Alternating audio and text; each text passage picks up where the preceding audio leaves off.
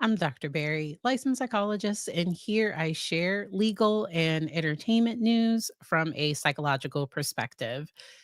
Whew, welcome. If y'all were with me on the last video, like Amanda said, try to and then welcome. Katie was first in the chat today. And so, hello to everyone. Let me know if y'all have questions about this case. So I think it was the last 2 weeks, the Megan Boswell case has been going on. Megan Boswell, I think she was around 19 years old when, um I think she was 18 when she had her daughter, and then I think around the time that, um, her daughter went missing and the details of this case are absolutely horrific. All of this happened around 5 years ago, and Megan told so many stories that they charged her with, multiple counts of lying and, they charged her with all the things. Let me pull up all the things that she was charged with really quick. Let's see. So she was charged with first degree premeditated, capital M, first degree in perpetration of aggravated child harm. So both child abuse and neglect. And she was also charged with aggravated child harm, um, tampering with evidence, 11 counts of false report, and they dropped one of the counts of false report so that they could use the video, where she was, because I think the defense was probably saying, like, if you're gonna charge her with it, I think they didn't, I don't know. So something happened and they dropped that count. It's my understanding it was a legal thing, so they could use one of the videos. They also charged her with, a word of a corpse, and then failure to report death under suspicious, unusual, or unnatural circumstances. Um, and She ended up being found guilty of, let's see, of those charges according to the news that I saw. And the jury then went into the sentencing phase.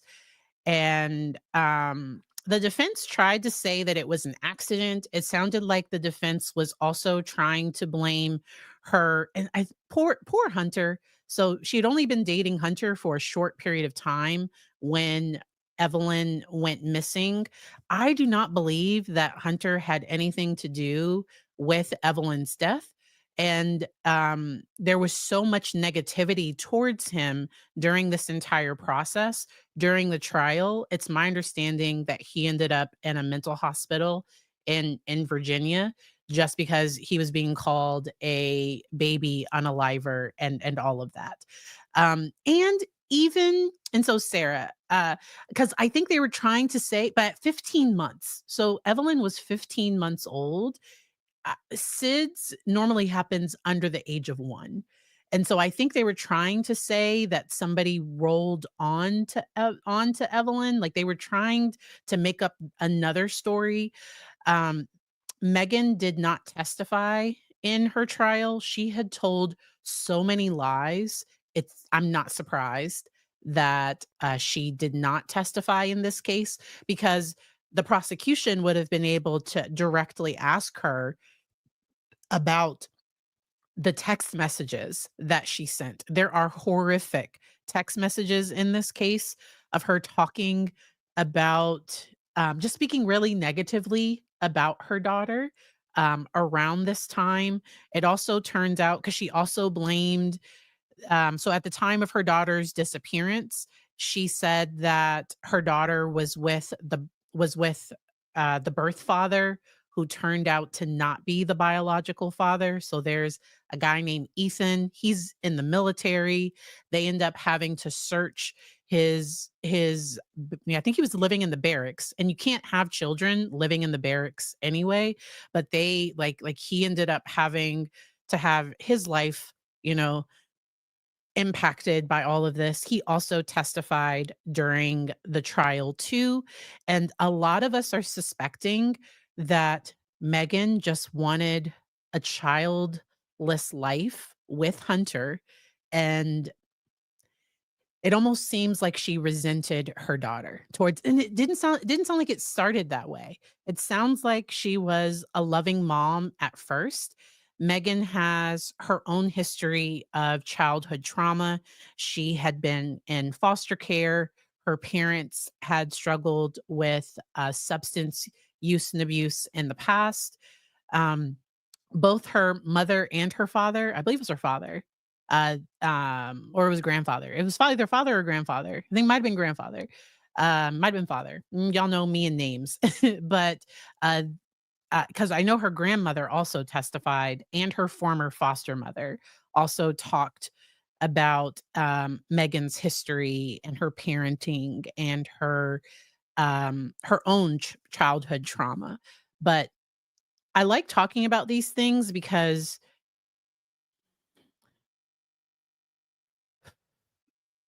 I think because I the mom seemed to blame herself. So Megan's mother pleaded for mercy for her daughter because she really felt like it was her fault that her daughter turned out the way that she did. And I am big on accountability and personal responsibility. Now, did Megan have the perfect childhood? No, she did not.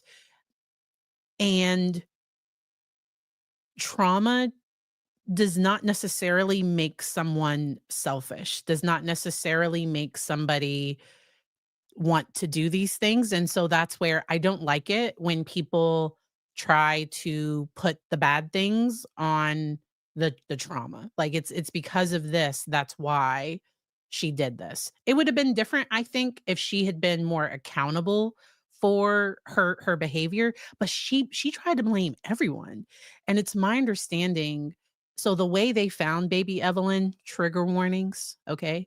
So they found her in, like, a trash can in this, and there were thoughts of, was she put in there alive?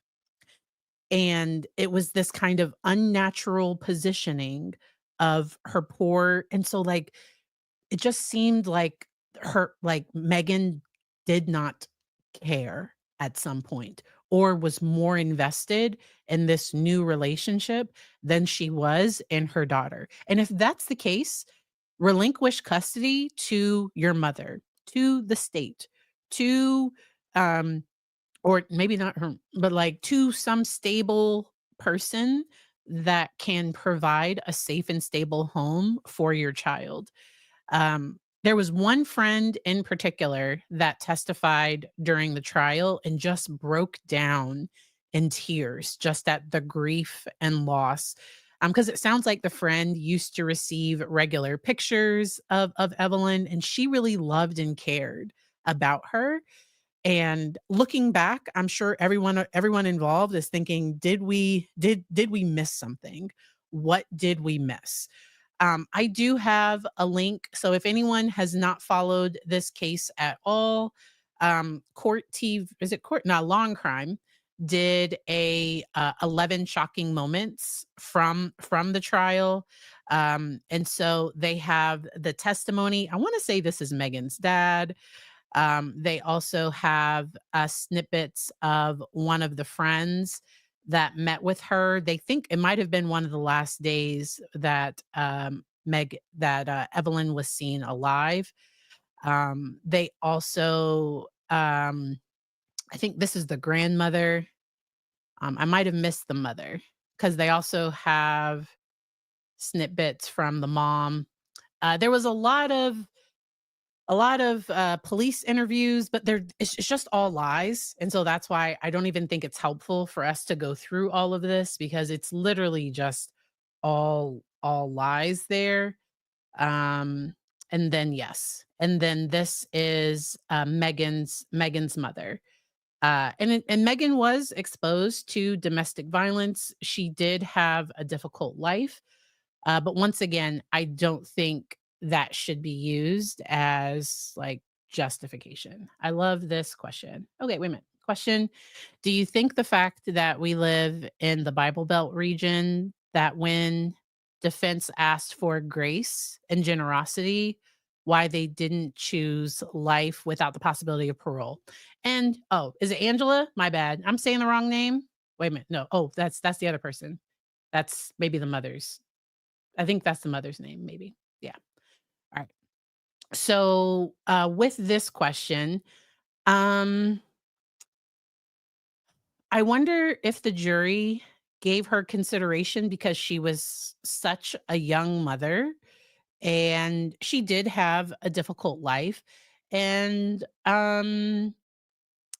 I think she's not going to be eligible for parole until she's maybe 69 or like until she's in her 60s. So even though the jury did give her life with the possibility of parole, it's she's going to be in jail for I think it's multiple years. And, I think they still haven't sentenced her for some of because I think they only did the sentencing for the murder charge. They still have to sentence her for some of the other things because 'cause they're gonna come back. Yes. Thank you, Afton. Yeah. She has to serve at least 51 years. So, um and the jury might have been aware of that, and that's why they might have given her the possibility, and, um,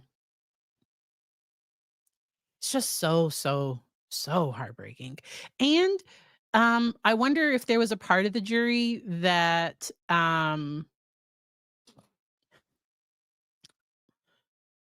don't know if they might have I don't know what the jury was thinking in that.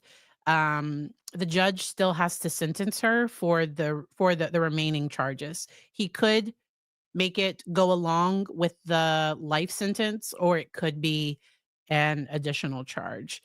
Um, and maybe because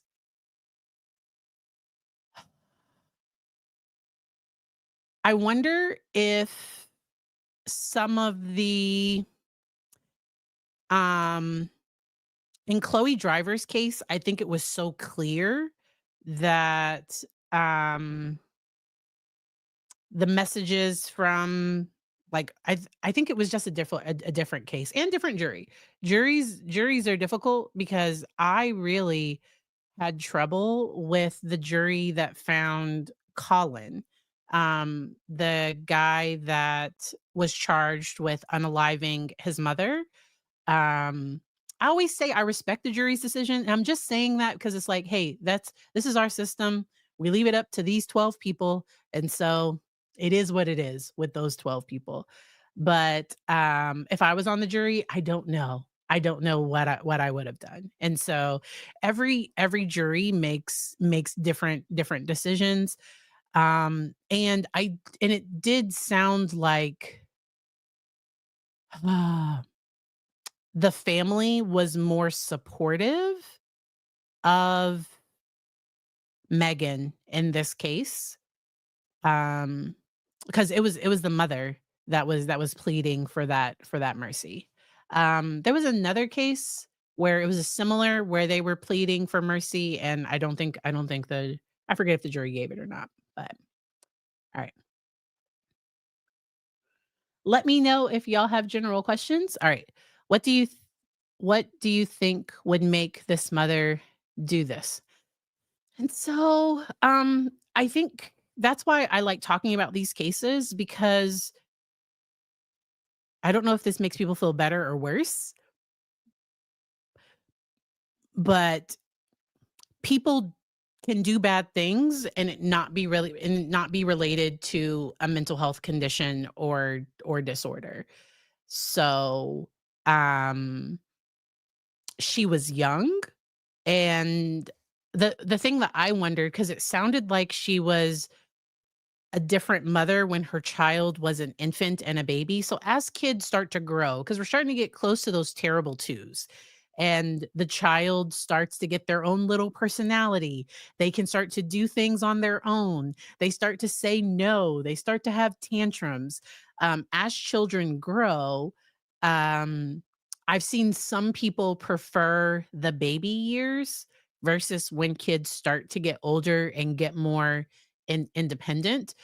Um, and I think we still don't know who the birth father of Evelyn is. I don't think that came out in court, and I don't know if that was gonna come down. So I don't know if she knew that Ethan wasn't the birth father, and because if he ever did try to get custody, or if anything ever did come up with custody, it was gonna come out that Evelyn was not Ethan's biological child, which, like, hey, like, um, I'm a '80s baby, and so, like, we used to watch Maury, and there were other shows. Jerry Springer was one of them, and so sometimes that happens. Um, I don't have judgment for that, but, uh, it sounds like there came a point where she prioritized this new relationship. It sounds like, um and it was quick, like, it wasn't like she had been dating Hunter for a year or, like, there had been this long relationship. It sounds like it might have been weeks into their relationship where all of a sudden Evelyn wasn't around anymore. And, my heart breaks because I wonder if she viewed her child as an inconvenience and not as an autonomous person, not as, her child, the person that needs her love, care, attention, and affection. There are some people that want to get that from the child, like, they want to feel loved by the child. They want to feel, like, adored, and they want the children to be, quiet and obedient, and that's not what kids do. And so, alright, yeah. And so she was in foster care.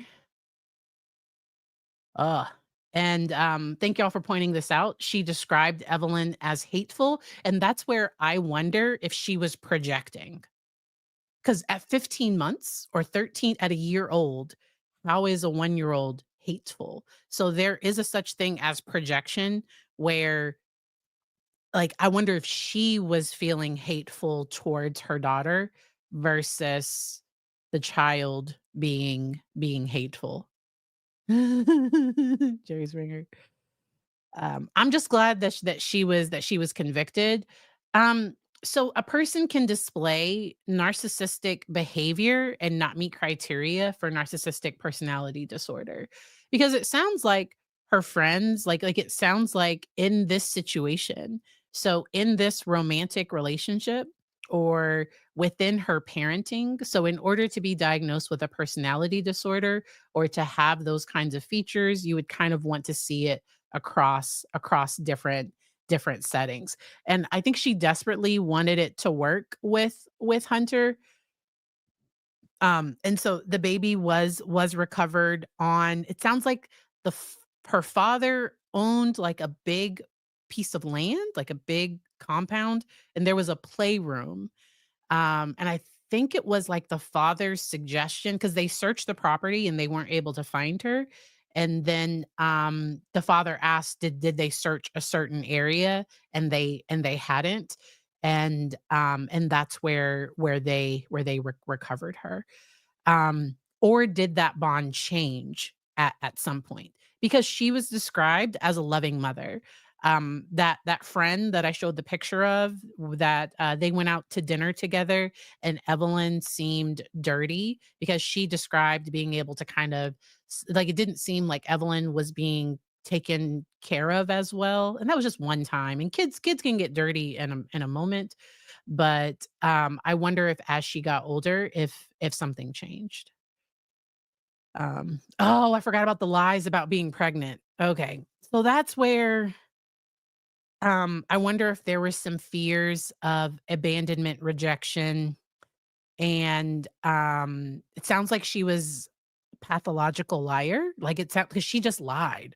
Because in order to try to keep Hunter, she said that she was pregnant with his baby in order to avoid, like, 'cause she was lying to the police. and she was lying to everybody, lying to her parents. There were just all of these lies. Yeah.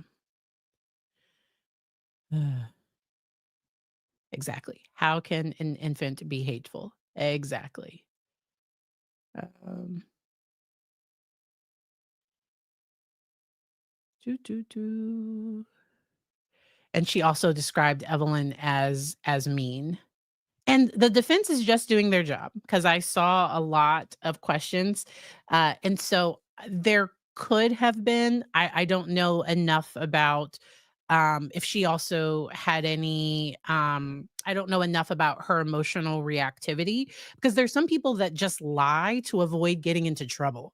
There are people that manipulate and lie, and it's not borderline personality disorder. Borderline personality disorder, it has a very specific like, I've treated and worked with people that show signs and symptoms of that particular diagnosis. She could also just be a liar. Like, that's why I like having these conversations. Um, all right. Y'all are the best. Okay. Thank you for the cultural aspect. Some parents will say their kids are mean and wild. Um, but my worry for this situation is that she did, unalive her child, and it's different. So, like, sometimes you see these cute memes of, like, the baby coming out, like, a newborn with this, like, mad face, and people are joking. They don't mean that the baby's actually mean, like, they're joking about it. Or, I had a little cousin, and we used to, I have I he's a big, like, he's, like, in his 20s now. I have a cousin, when he was a toddler, we used to say that he was vengeful because, like, if you took one of his fries, like 2 days later, he would, like, hit you in like, in your leg or something. Like, he's like he remembered that you took one of his fries. So, it's different, I think, when people are talking about things in a joking way, 'cause I think she meant it. When she was making those statements, it seems like she meant it. And so also, sometimes people lie. Sometimes people lie, and there isn't, like, a DSM. So what I have it right here. What my diagnostic and statistical manual, what the disorders in here, the diagnoses. Now she could have complex trauma, okay? She could. And, she could have, difficulty attaching securely to others, because of the history of exposure to domestic violence and all of those things. She could have difficulty with handling conflict in a normal way. Um, I don't like it when people use mental health to try to excuse behavior. Like, that's my big thing. And so in looking at her behavior in this moment, and I think she was 19. I think she was like 19 years old. Um, so some of the things that we would try to see is because it seemed like she might have had almost a jealousy and this, like, hate for her own child, and to me, there's nothing in here that would, like, explain that. Um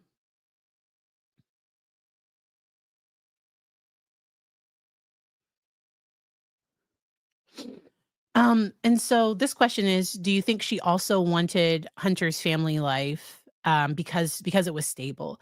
And it sounded like he came from, like, a nice stable family, and, I think he owned his own business, and so, it definitely could have been wanting that stability, and almost seeing her child as baggage, which is blows my mind because how? No. Um, uh, yeah. Sarah said, "Love is confusing for someone like Megan." And, um, and I don't know if she truly loved. And what I mean by that is, was love this, like, you do what I want, you're there when exactly when I want you, and, like, I wonder what her definition of love really could be.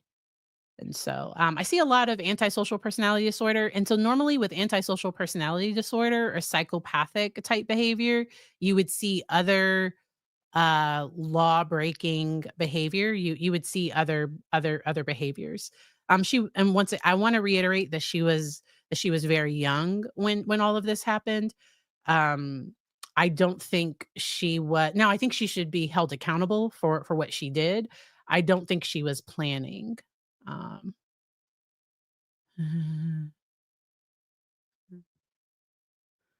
yes, love very conditional. Agreed. Agreed. Oh, Law Junkie said that maybe she was changing a diaper and snapped. That would make sense the way that Evelyn was found. That would make sense. Generational trauma. So let's talk for a second about generational trauma because there are ways to break it. There are ways to break those cycles. And I truly think that developing an internal locus of control. So there's external locus of control that means that says, I have no control over anything. Things just happen. It's I'm the victim of everything. Nothing's ever my fault. I can't control everything. The world's against me. No one loves me. That is an external locus of control. An internal locus of control says, yes, while there are some things that are out of my control, there are some things that are in my control. I can control my thoughts, my actions, my behavior. While I can't predict what's going to happen in the future, there are things I can do to make for a better tomorrow. It says I'm in charge of my future. I'm not just going to sit back and just let things happen. And resilience can come with having supportive people, with having that more. I do have control and taking responsibility, and it did just seem like she very much externalized things, and Oh, I totally get this too, that the family was very much focused on Megan and, and I think they were just trying to not lose their daughter too, but yeah. So depression, possibly seeing depression. Um, and it sounds like she was happy, so she went on happily because they did not realize Evelyn was missing for 2 months. So there was 2 months of her living happily and lying, saying that Evelyn was being watched by Hunter's parents, and then that court paperwork had been filed and Ethan had gotten custody, and it was all lies. All of it was lies. And she was lying to everyone. And it's not a delusional lie where like, it's a I don't wanna get in trouble. Like, I'm avoiding consequence lying. Alright, and so alright. So once again, we have to break the cycle, and, I'm glad cognitive behavior therapy was helpful for you. I personally prefer dialectical behavior therapy, so it uses, aspects of cognitive behavior therapy, but adds in validation and skills training. So I'm a big fan of, dialectical behavior therapy, DBT skills, and I also see people mentioning, histrionic, and though that cry for help, it to me, from what I heard of this case, it didn't come up until she got in trouble. Like, it seems like things were kind of okay until people started looking for Evelyn, and that's when the lying and manipulation and all of that came up. Alright? Yeah, also lied to the FBI. I love y'all back. Alright. Very difficult case. I am going to be talking with Paul live, reporting live from my sofa. I'm going to be on his channel tomorrow, and will be able to answer questions about this case. He might ask me about some other cases as well. It'll be my first time on his channel. We're also going to do a pre-recorded video that will go live on his channel. I will share those links on the community tab. So I do share when there are videos that come out from other creators that I want y'all to that I also adore and love. I share those on the community tab. Paul is awesome, and this will be our first collaboration, and so I'm super excited about it. I also found out February 26th will be when the podcast episode on was it Scary People? It's a podcast. I think it's Scary People podcast. I will share the link, Very Scary People with Donnie Wahlberg. That comes out on February 26th, and I will share that link on the community tab as well. I will probably do a members only video where we like listen to just a little bit of it. I can't play all of it. I can't like I don't want to get in trouble. So I'm not gonna play all of it, but we will do that. So yes, yes, yes, yes. So I will be a guest on the podcast. It was already recorded. So that will come out on February 26th, and I will definitely share that. I'm super excited about it. Y'all are the best. If you missed, I did a video with tips if you have a loved one that struggles with substance use or abuse, or if someone has lost a family member due to an overdose. I did a video, I didn't react to Bruce Rivers' video. His video was so powerful. I wanted it to stand on its own. And I just talked about aspects of his video and then just provided resources and tools and broke things down from that, from as a psychologist. And so, um, uh, he was incredibly courageous and brave to do that video, and he didn't have to share that side with us. So, I was honored that he shared that with the community. I am a sub over on his channel. I love his content, and I'm glad that he's going to continue making content. So Paul is reporting live from my sofa. So let me see, live from my sofa. Paul is super sassy. Okay, I adore Paul. Okay, I don't think anything is playing. Let me see. Present, share screen. Okay, so I'm going to be a guest here. I will put it sweet as tea. Paul Paul is the best. So I'm gonna be a guest here tomorrow, Sunday. It'll be around 5:30 p.m. Eastern. And so I will be a guest here tomorrow, and I will share the link on the community tab. All right. So we're going to do a live video, and we're also going to do a second video that will be released at a later date. And so super excited about that. Um, I truly wish the Rivers family all the best as they heal, and encourage people to check out that video because it was very powerful. Trigger warnings that he gives details of how he found his son, and so like that was a lot, and so no, and so I adore you all. I hope y'all enjoy the rest of your Saturday. I will see y'all tomorrow. Have a good one. Bye.